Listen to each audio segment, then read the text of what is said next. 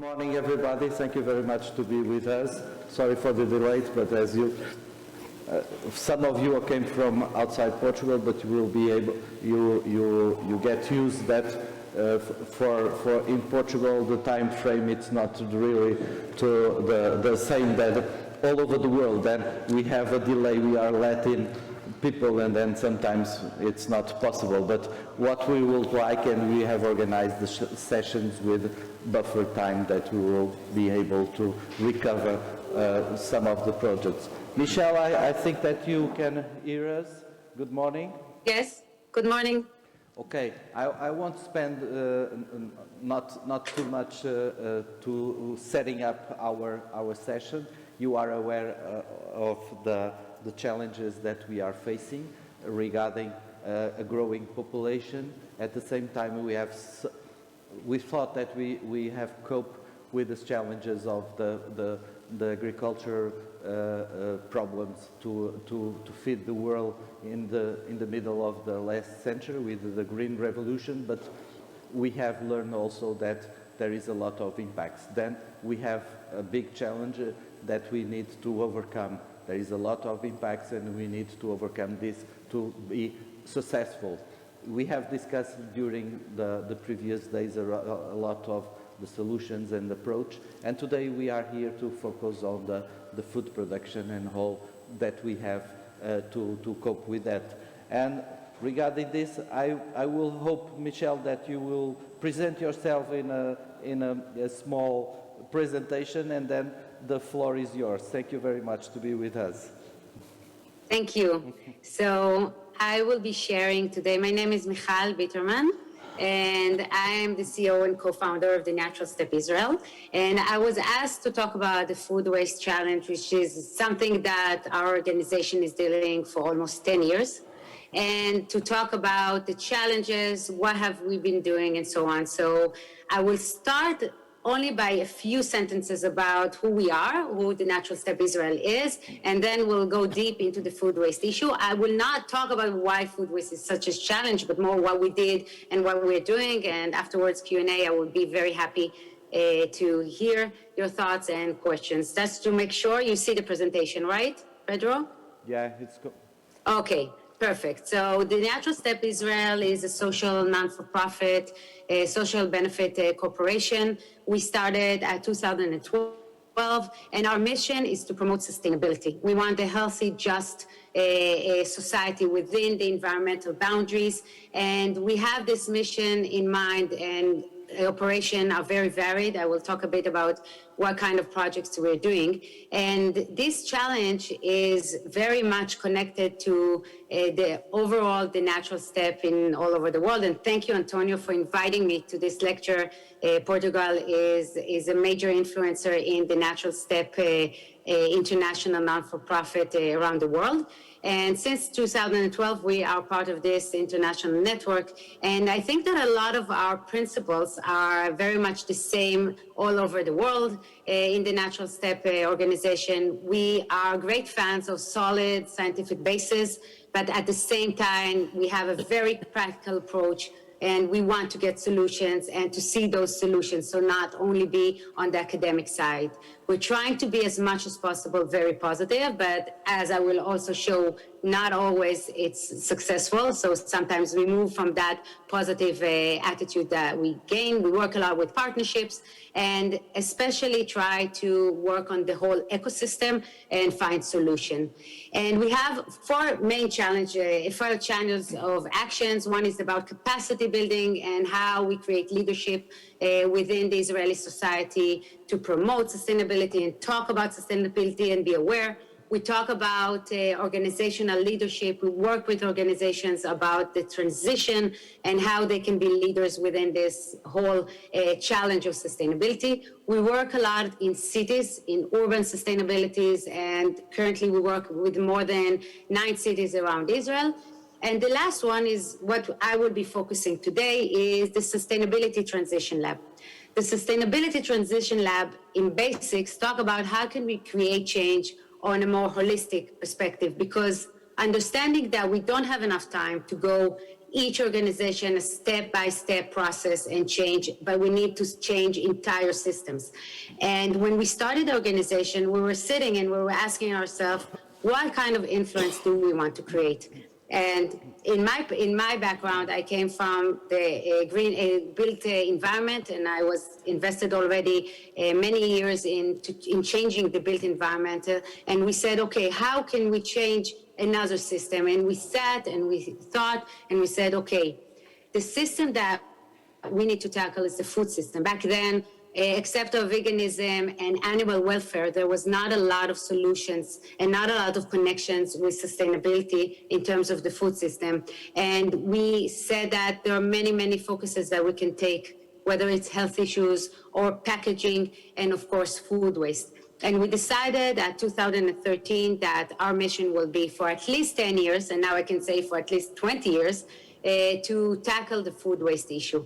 And back then, we didn't have any data, no numbers, no figures, almost no partners to work with, but we knew that it's a kind of a project that is a conjunction of an environmental problem, ecological problem on a really, really, really big scale. At the same time, it's an economical problem and it's a social one. And I can add also an ethical problem. And we started with a lot of intuition, and then we started getting data, working on research, and the world also gave us a lot of data that we could have worked with, and it was a huge support. And that's why, I mean, this figure is why we're working on food waste. Look at the numbers. 1.3 billion tons of food are wasted every year worldwide. It's a lot of food that is wasted, and a lot of damages that it's creating from, again, both the environmental perspective, the social one, and the economic one. And when we started, we understood that in order to tackle such a, it's not enough to have one actor that will do, even if it does a lot of things, and we need to think more on the system level. And that's why we decided that the Sustainability Transition Lab will be the kind of method that we will be working. Back then, the TNS Canada and another TNS around the world were working on this kind of methodology. The base of it was that we're working in collaboration, we're finding the common language, and the common language is sustainability and a common language. So basically, the Sustainability Transition Lab is not about food, it could be also about energy, housing, green building environment, whatever the challenge is. But the idea is to bring everyone on board and to look at it from a whole perspective of the full ecosystem.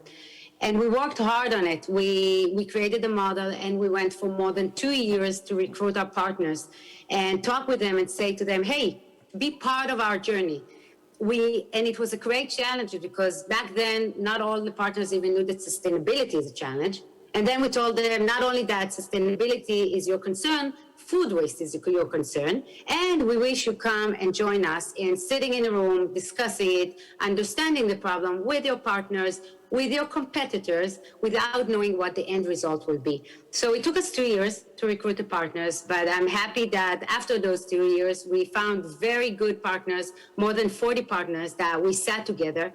And as you can see in the slide, they reflected the whole value chain of food, from the producers to the retailers, manufacturers, academia, media, NGOs, 5 ministries of a national government, local governments, and so on. So we really had everyone on board. Of course, not all the organizations, but we had at least one perspective of each side of, of this value chain. And we sat for 2 years and discussed the problem. And what was important for us is to hear not only on what we can agree on, but more on what can we not agree and where are the conflicts of interest. So I will go very shortly on this process. We first worked on developing the awareness of our organizations on what can we be doing together.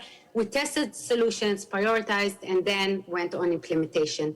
And I will focus now on the 5 channels that turned to be 6 channels that we are implementing since then. And after sitting with everyone, we understood what we knew from the first place that it's a huge challenge, that there's a lot of conflict of interest. And if we want to really create change, we need to change the way and the perspective of the whole food industry and not only do this small downstream solution. So when we decided what our main challenges will be and the channels that we will really be working with, we had in mind a few prioritizations. One is projects that are real failures of the market. So if we don't touch it, no one else will touch it. Second, that it's not an interest of one actor in specific, it's an interest of the whole market. And third, that we need a lot of people on board. It's not, again, not one organization that can create this change.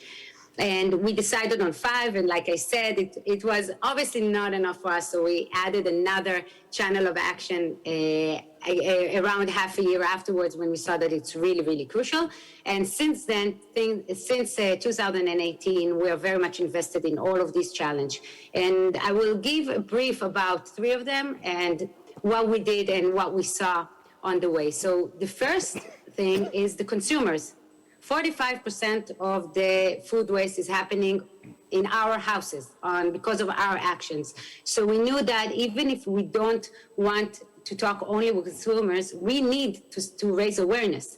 And we knew that it's not enough to raise awareness because everyone is raising awareness on many, many issues. We also need to find alternatives. And the alternatives need to be very easy and very accessible to people so they could really do it, and it needs not to be a burden on no one. And we knew that it will take a lot of time because the reason that we are wasting a lot of food at our houses are very varied. And we found in our research that there are 17 different reasons. So it's not enough to talk about one reason. We need to give alternatives to all the 17. So this is why this project is already 10 years and we still can't say that we don't have food waste in Israel, but we can say that we have applied different methods in order to really bring change. So the first thing we did, we said we need a national day. So we set up the National Day, we called it Forward Food Waste Day on the 12th of March. It's already now a whole week. And each year we have a different focus of that day. We raise awareness, we bring partners to do stuff, to talk about it, lectures, different kinds of projects. And the campaign is focusing each year on a different angle of the food waste. And we're trying to reach as much as the households as possible. I can say that millions were already exposed to our campaigns through streets or projects, and a lot of work that we do in the media of interviews and writing and trying to be almost everywhere and talk about this issue. We work with influencers. This is an example of a project we did with bloggers, food bloggers, around imperfect, unglorious food, vegetables and fruits. They gave a recipe, and it was on Instagram on one of the years. We do a lot of lectures by ourselves, and again, trying to raise awareness from children to adults and the local influencer from every kind. At the same time, we have coined a term. We call it simbuz. It might not say to you, the audience, anything, but in Hebrew it makes a lot of sense. And simbuz is a much easier term to say instead of food waste. Tzimtzum bizbuz mazon in Hebrew. And we can say already that it's really catching up, and we see that more and more people are using it, and it's not connected to us, so it's perfect. It means that people find it valuable and catchy. We lectured a lot during this year. We have the TEDx talk that I've given. We initiated a website that is all focused on solutions and alternatives called Love Food, Not Waste. If you're interested, you're welcome to enter, mostly in Hebrew, but a bit in English. And partnered with a lot of academia. We did already 6 courses. We have an exhibition on that. We did a hackathon with more than 120 people that try to tackle those issues. So again, trying to raise the awareness from different angles, and at the end to get to each household with the kind of alternatives. So this is one of the angles that we're working. But at the same time, I talked a lot about the holistic perspective. And we know that part of the reason that we, the households, really throw a lot of food is because things that happen before the food is coming to our house, and things that happen through the value chain. And we found that supermarkets, retailers are a major part of the problem. And they are throwing away food, and instead of selling us this food in lower prices, they are reaching the expiry dates and they're just throwing it away. So we started a campaign, and I can say that it's a very difficult one, although it's very logical because we have final sale on every other product of our life. But here we find it in Israel very, very hard for supermarkets to do final sale on yogurt and or on every other product. And we're still hoping and believing that we will be able to implement it in supermarkets in Israel to have this kind of method that we call dynamic pricing, that the price is lowered as you get to the expiry date and you're not throwing away the food. I would say another comment, just I didn't mention it at the beginning, we're not talking about saving food. We are totally trying to find upstream solutions in order to avoid the stage that we need to save food. So this is totally our perspective. The third channel is food tech for food waste. Israel is known to be, the startup nation and so on. But at the same time, I can mention maybe 5 startups that are really helping us on tackling the food waste problem. And we're trying to approach startups and talk with them and say, hey, there is a huge opportunity. There are so many things that you can really help us in tackling food waste, and show them examples on where they can intervene, what kind of solutions they can give the world, and where technology could really help us. And by the way, it's not only to Israel market, of course, it's for the whole world in order to tackle those issues of food waste. 3 more of the channels, and really shortly, we are looking at the institutional catering, where people are eating at their offices, when they are in hotels, and every place that is not their houses, and looking at how can we at events, how can we minimize also the food waste, which is huge, because sometimes people feel a lot less value for the food when they're going outside of the house. So the problem is really, the magnitude of it is really huge. Of course, we need to tackle national and local policy, because we believe that the solution will come from policy, from raising the awareness, and inside, in the middle, are the business. So we're doing a lot of actions, writing publications, and working with influencers in the local government and national level. And lastly, the Israeli Convention for Food Waste, which we initiated, that is promoting business and telling business, come on, be with us in this journey, tell people that it's important to you, and take actions. I will end with another thing that we're doing. It's not inside the food waste, but it's more of a unique project that our organization is doing around general food issues and sustainability. And it's a yearly event. We call it MASA. And it's where sustainability meets culinary and art. And we are inviting each year everyone, that is leading the food industry and policy in Israel. And we want to show them in an event, in a dinner, that things could be different, that it's not disgusting, you don't eat food from the garbage, but actually that food that was about to be thrown away is amazing, and there is no reason to throw that food.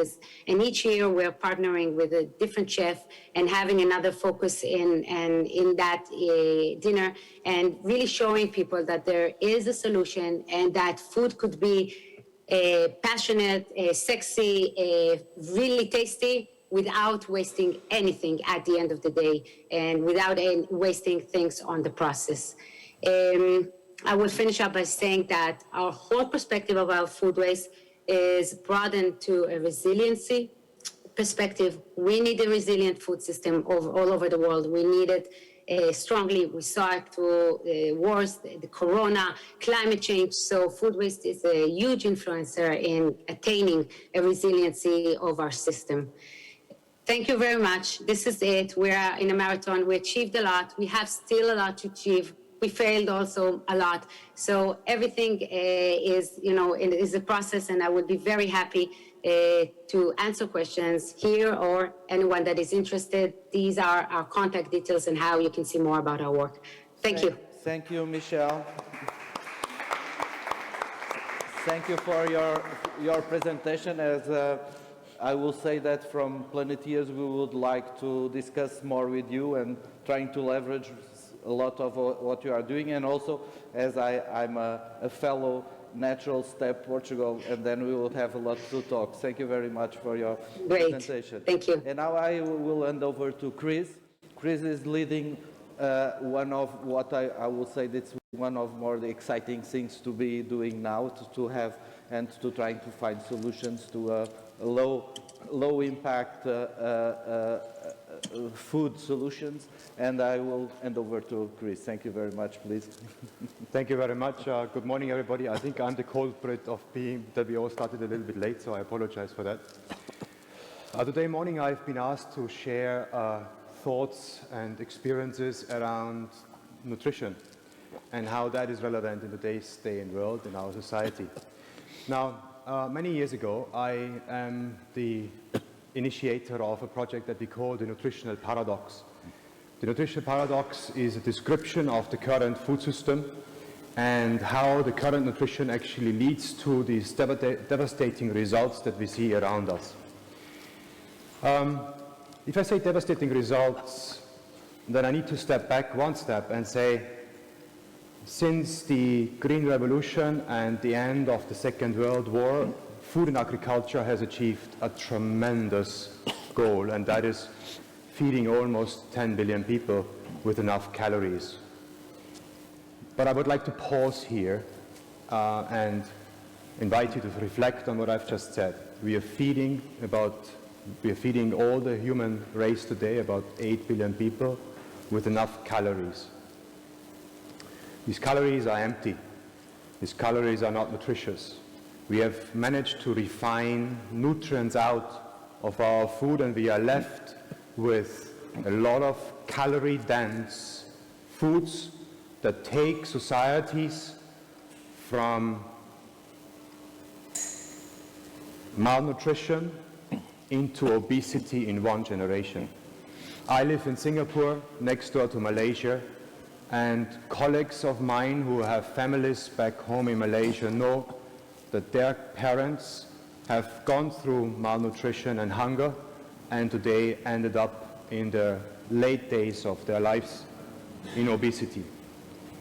And I invite you to reflect with me that this is not unique to developing countries.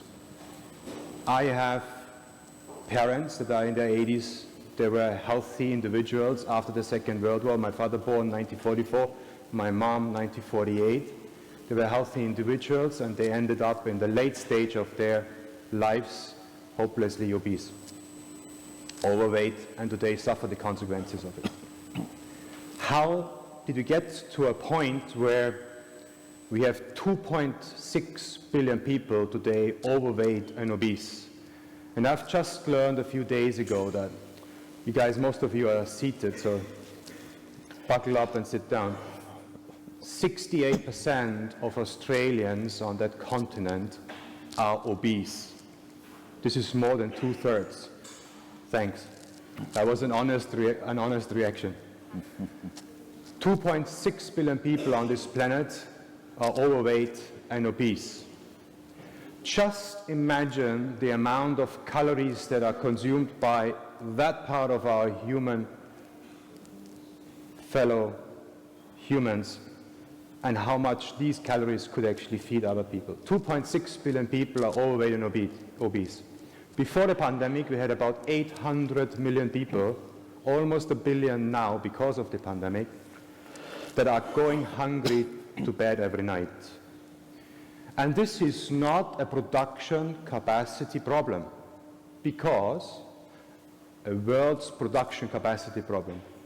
Because today, as I'm speaking on this stage, we already make more than 2 times the calories that we as humanity actually need.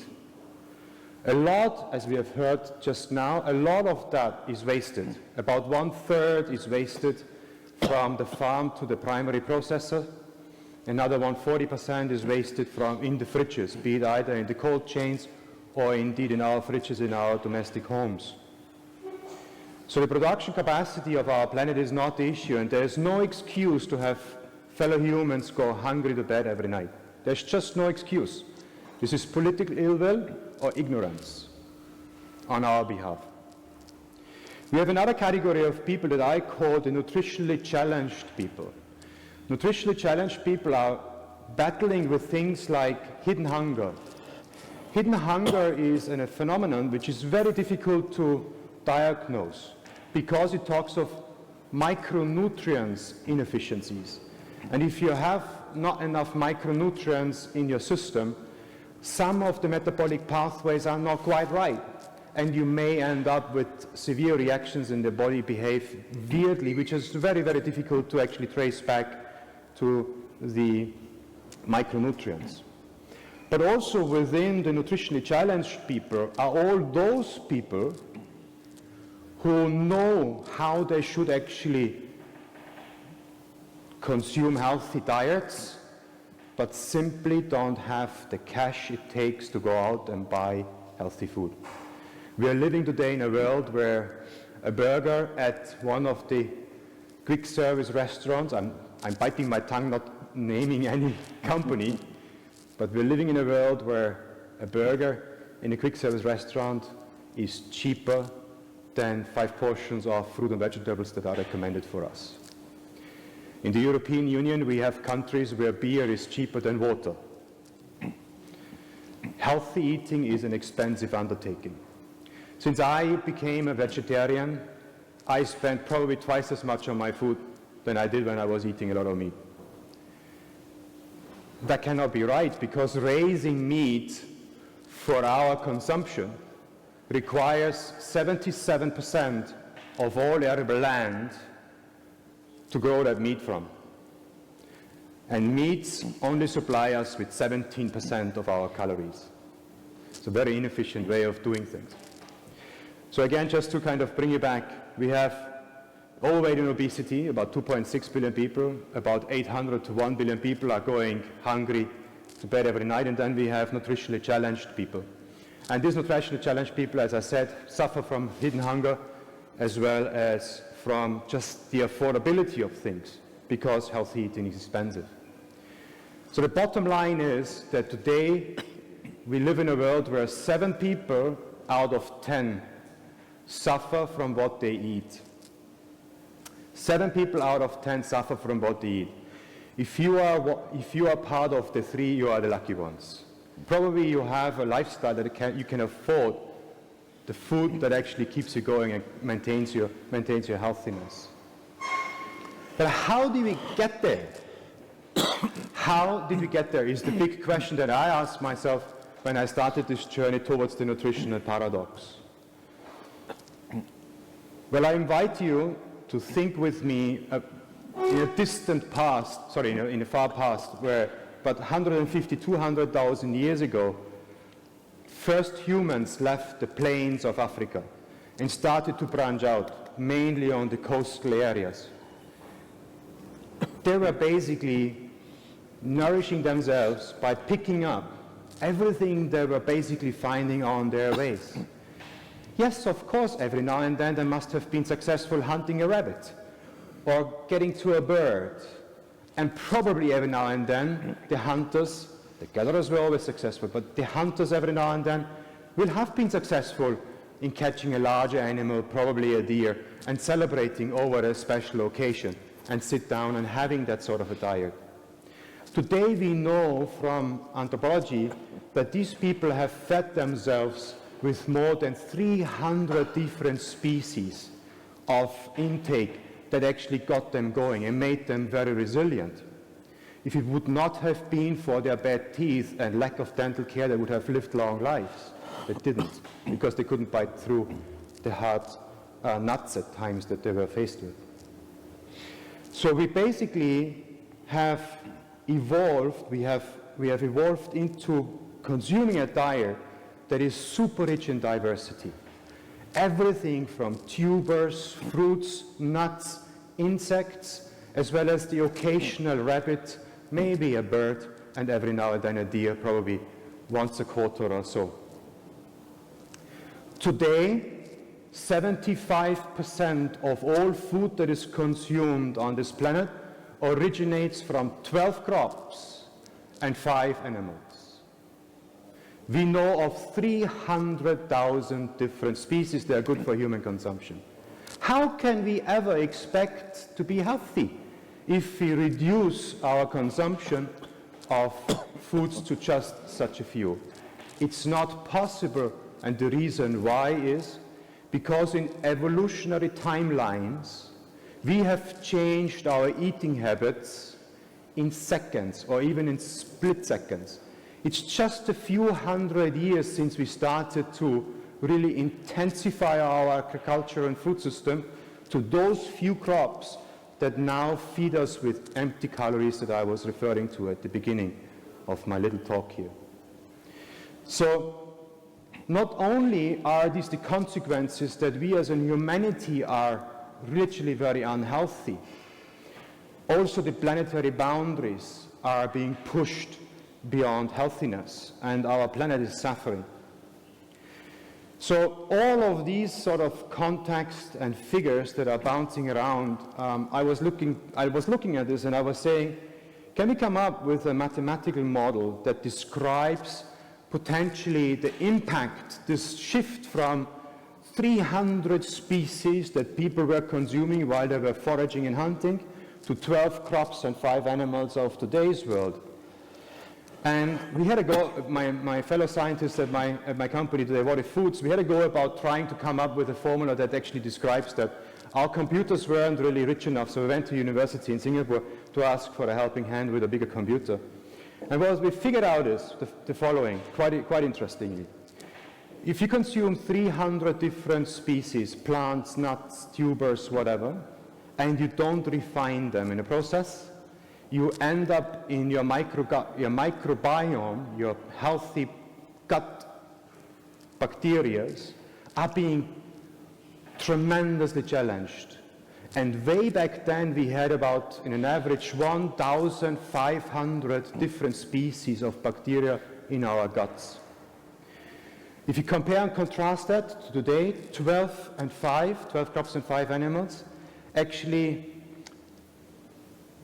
desertify, eliminated loads of this bacteria in our guts, and we ended up with, some of us, just 50 out of 500 of species left. I'm sure you have heard that the gut and brain axis is being under heavy research, and the microbiomes are being now under heavy research, trying to identify what's going on in here. How does that contribute to our health?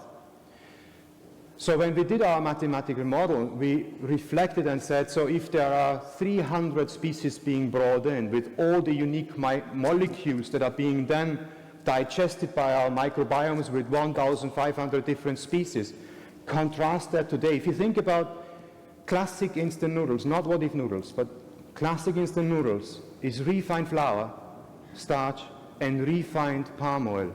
One molecule is essentially just a couple of molecules. If you compare and contrast that, 12 plus 5, today's diet, with the diet that we had, we have 10 to the power of 700 less potential metabolites in our microbiome. That is 7 Googles.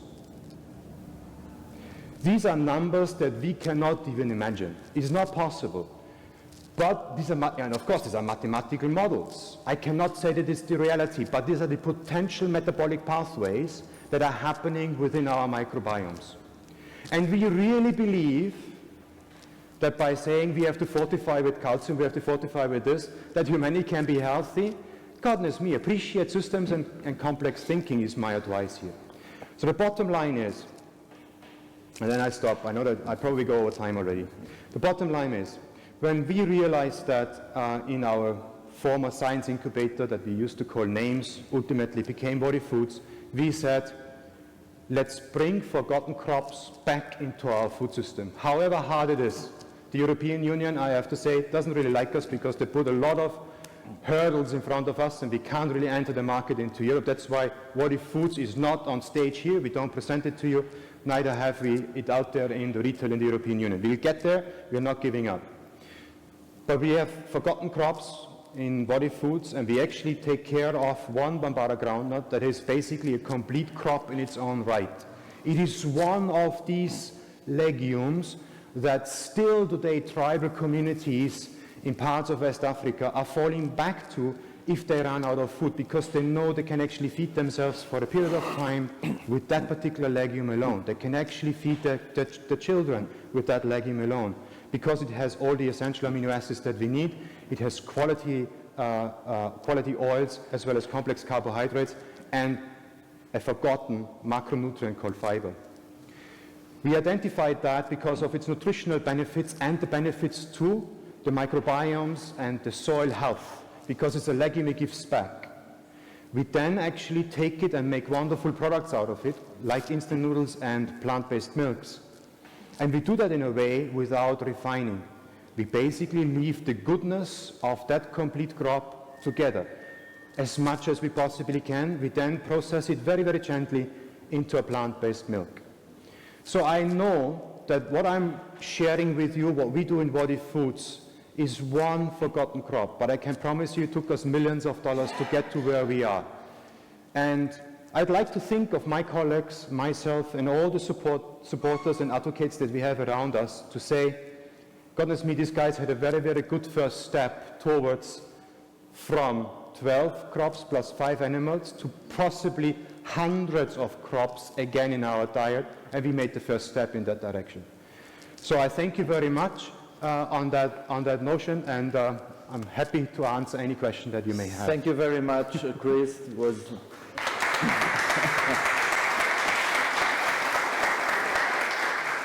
for the sake of time, we need to merge quickly with Antonio with the session, but you have a question. Can I have a mic, please?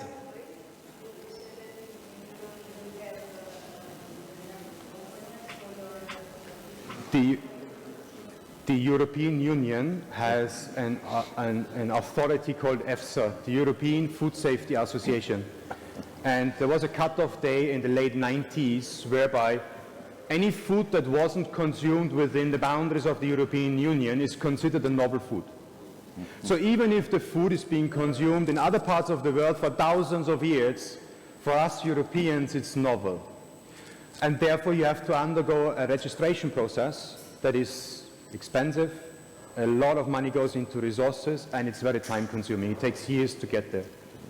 So it's a regulatory approval hurdle and a process, which, to be honest with you, is, I understand it from a point of view, novel foods and genetically modified organisms. I understand that, I get that. I'm an advocate of proving the safety of it, but I just can't get my mind to resonate with forgotten foods and forgotten crops. Why on earth are we holding this back?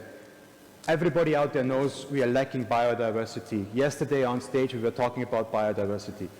Biodiversity cannot be achieved if we humans don't start eating a diversified diet. Biodiversity has to come with agro-biodiversity. Otherwise we don't give wildlife a chance. So we all know it. So why you are making our life so hard, let alone expensive? Okay, thank you very much. Chris will be with us, then we can interact with him. But regarding Michal, we were discussing here about barriers. And one of the barriers we have discussed it yesterday, for instance, regarding how people interact with this, with culture, with values, with a lot of sometimes we tend to develop systems, but we forget that the people need to implement those systems. I want a brief comment about regarding your experience in this type of approach. Thank you. I think that it's a really valuable comment, because in the end, food is something that is a major part of our life, of our daily life. It's not something that is unrelated to us. We deal with it all day, we eat it, we think about it, we buy it, we spend money, and so on. And I think that the cultural issue is very, very important, and to relate to what the culture is regarding food. And I can say from our perspective that that there is a huge norm of quantity. Let's just, if you want people to come to your house, you are afraid that there would not be enough, so you are making more and more food just in case that someone will want something and it wouldn't be lacking. And what we talk a lot is to shift it from quantity norm to quality norm, and to have enough, but not to have over and too much of it, and actually give more emphasis on how the quality is important. And another thing is that, as you said about the system, we are trying to emphasize a lot on what would be very accessible to people and very easy to do, because we think when we do projects that it's very important to all the rest, but it's not. I mean, if it's not easy and it's not implemented for people and really accessible for them, they will not do it. So the kind of projects that we're investing in is how to make it very easy, and sometimes even transparent. People don't need to know that we're now doing the food waste project. They just need it to be accessible for them. I'll give an example. Inglorious, unperfect fruits are not even being sold at supermarkets in Israel. So what we're trying to promote is that retailers will actually give the opportunity to people to buy them. So it's not a project that it's promoting something at the end consumer, but on the retailers. If they will bring us this kind of produce, then we as consumers can eat it, but we don't need to talk specifically to consumers about this issue. Again, about the dynamic pricing. We need to make things approachable, and if it's legislation and everything, and not everything needs to be promoted to the person, because again, as you said, sometimes it's not very easy for people, so they don't really want to relate to it. So that's our perspective kind of on this issue. Thank you very much, Michal. And now I hand over to... Let me only say good morning to Michal. Hi, so hello. Hello, Israel. We love you. Thank you so much. Thank you. Thank you.